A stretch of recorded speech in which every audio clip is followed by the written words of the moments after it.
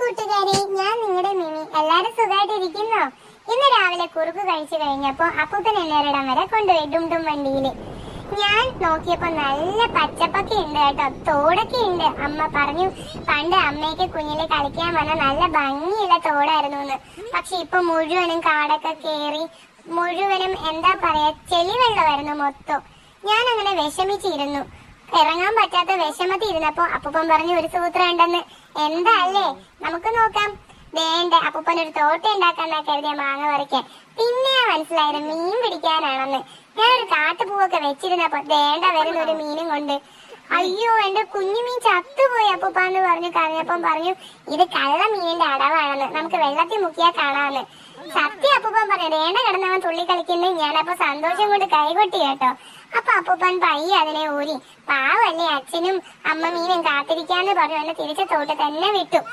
ആ സമയത്ത് ഒരു കള്ള പാമ്പ് ആ വഴി കയറി വന്നത്. ഈശ്വര, ഞാൻ ഇതിനെ ടിവിയിലേ കണ്ടിട്ടുള്ളൂ.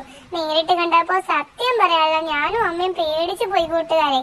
അപ്പൂപ്പൻ പക്ഷെ ഇതിലൊന്നും പതറിയില്ല. അടുത്ത കൊച്ചുമീനുമായിട്ട് വന്നു എന്നെ പേടിപ്പിക്കാൻ. ഇത്തവണ ഞാൻ പേടിച്ചാ പോയത്.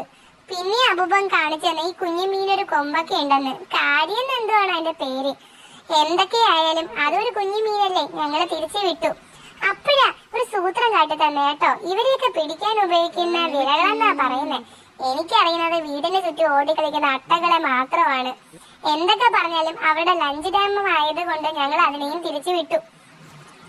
ഇതെല്ലാം കഴിഞ്ഞ് ഞങ്ങൾ വീട്ടിൽ മടങ്ങാൻ നേരം അപ്പൂപ്പൻ പറഞ്ഞു ഇവിടെ വേറൊരു സ്ഥലമുണ്ട്, എനിക്ക് കളിക്കാന്ന്. പക്ഷെ ഞാൻ പേടിച്ചു പോയി. അമ്മയുടെ ഒറ്റ ധൈര്യം കൊണ്ട് മാത്രമാണ് ഞാൻ തപ്പി അതിനകത്ത് ഇറങ്ങിയത്. ഇറങ്ങി കാലം നനച്ചപ്പോ ഒരു രസമൊക്കെ ഉണ്ട്. ഞാൻ ചെറുതായിട്ടൊന്ന് തൊട്ട് നോക്കാം.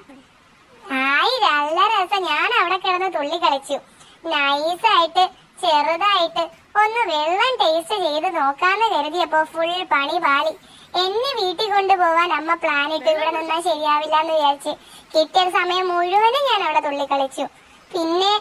പിന്നെ പറയാനൊന്നുമില്ല. വിഷമത്തോടെ ഞാൻ വീട്ടിൽ പോയി. നിങ്ങൾക്ക് കാണാമല്ലോ.